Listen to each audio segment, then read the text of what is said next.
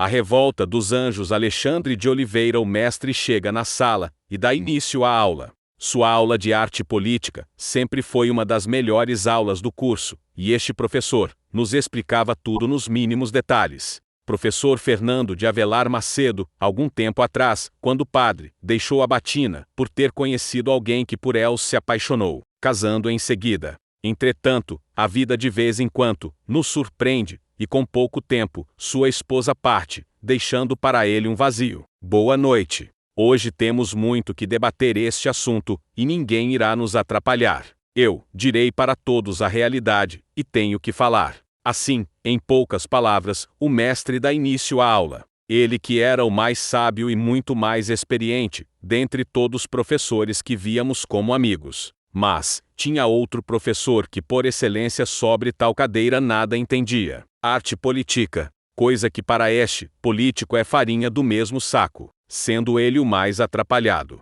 o fanfarrão da turma, e o mais brincalhão. Logo vemos, né, miséria? Nisto, eu dentre estes era o mais novo aluno, e, contudo, ficava atento para ouvir as explicações, porque eu queria de fato aprender, o que era tocante, e, do interesse dos demais discípulos. A aula tinha que ser ministrada numa hora ou noutra, e, assim, teria que saber lidar com o tempo, onde todos só queriam a maior fatia. A aula precisava ser ministrada em algum momento, e, portanto, o professor tinha que saber lidar com o tempo. A revolta nas ruas, tudo em plena desordem. Enquanto o mestre dava a sua aula na faculdade, do lado de fora, a cidade estava em ebulição. Milhares de pessoas saíam às ruas para protestar contra ou a favor do resultado das urnas. Os ânimos estavam alterados, e os confrontos eram inevitáveis. De um lado, estavam os apoiadores do Partido dos Trabalhadores, que vestiam camisetas vermelhas e carregavam bandeiras. Eles cantavam e entoavam palavras de ordem que víamos como que celebrassem vitória do seu candidato. Estes defendiam a liberdade e a democracia e justiça social. De outro lado, estavam os apoiadores de outro candidato, que vestiam camisetas verdes e amarelas, e carregavam bandeiras e apoiavam grupos paramilitares. Eles gritavam palavras de ódio e contestavam o resultado das urnas. Eles pediam a intervenção das Forças Armadas e o fechamento do Congresso e do Supremo Tribunal Federal, e a expulsão dos comunistas. No meio da multidão, havia também os que não se identificavam com nenhum dos lados, mas que estavam preocupados com o rumo do país. Eles queriam paz, diálogo e tolerância. Eles buscavam uma terceira via, uma alternativa ao radicalismo. Entre esses, estava uma jovem jornalista que trabalhava para um grande portal de notícias. Ela se chamava Ana, tinha sido enviada para cobrir os protestos na Avenida Paulista. Ela tinha uma câmera na mão e um microfone na outra. Ela tentava entrevistar as pessoas e registrar os fatos.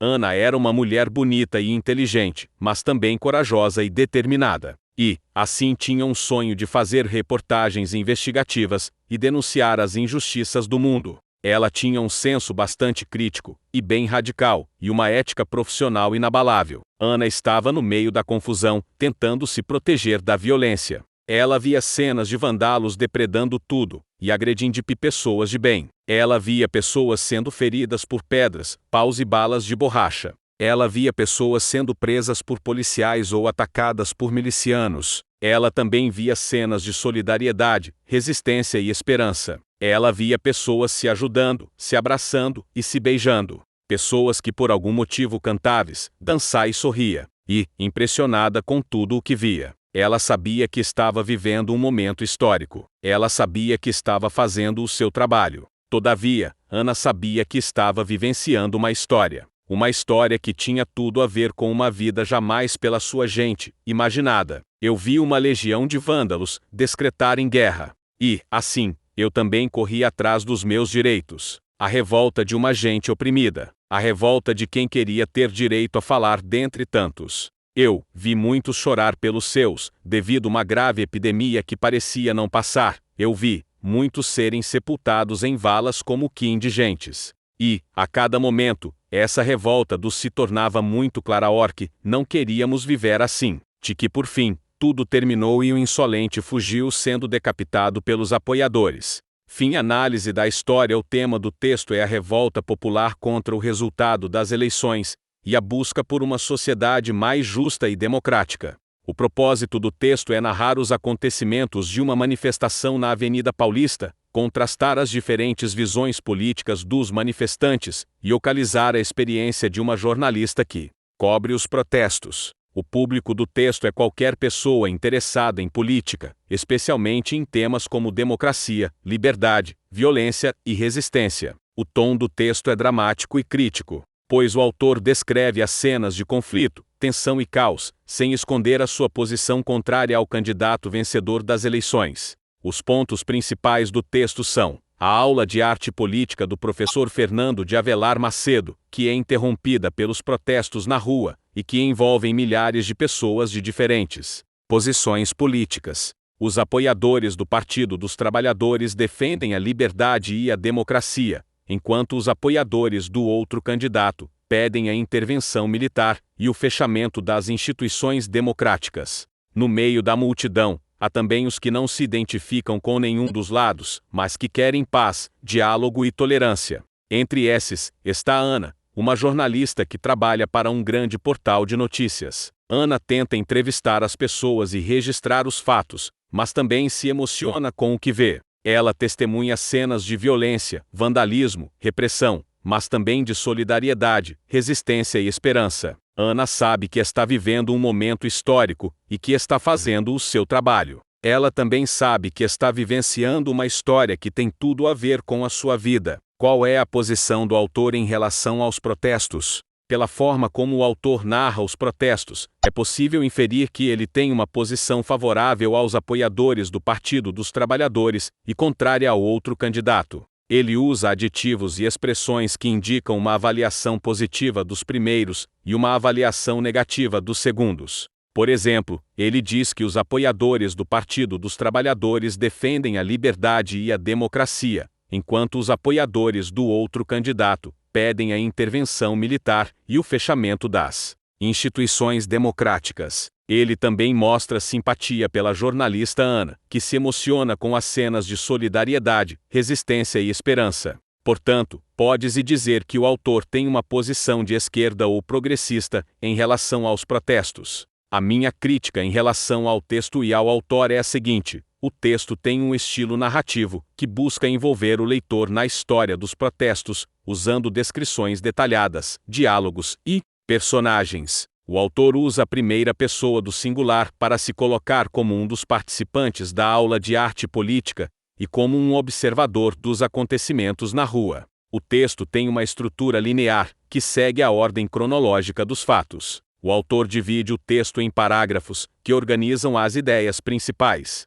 O texto começa com uma introdução, que apresenta o cenário da aula de arte política e o professor Fernando. Em seguida, o texto desenvolve o conflitos, que é a interrupção da aula pelos protestos na rua e a contraposição das diferentes visões políticas dos manifestantes. Por fim, o texto termina com um clímax, que é a experiência da jornalista Ana, que testemunha as cenas de violência e esperança. O texto tem uma linguagem coloquial, que usa termos informais, gírias e expressões populares. O autor também usa recursos expressivos, como metáforas, comparações, ironias e exclamações, para dar ênfase e emoção ao texto. Por exemplo, ele compara os apoiadores do outro candidato a grupos paramilitares e ironiza o outro professor que nada entendia de arte política. O texto tem uma intenção crítica, que visa expor a sua posição política e questionar a legitimidade do resultado das eleições. O autor também tem uma intenção persuasiva, que busca convencer o leitor a se identificar com os apoiadores do Partido dos Trabalhadores e com a jornalista Ana.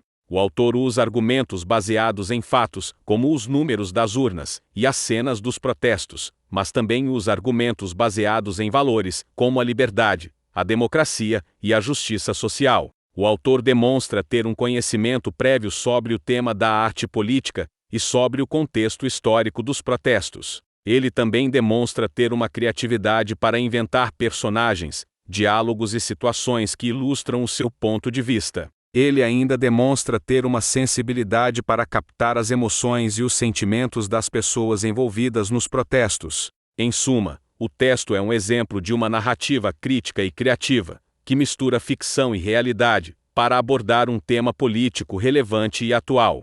O autor é um escritor habilidoso e engajado, que usa sua arte como forma de expressão e resistência.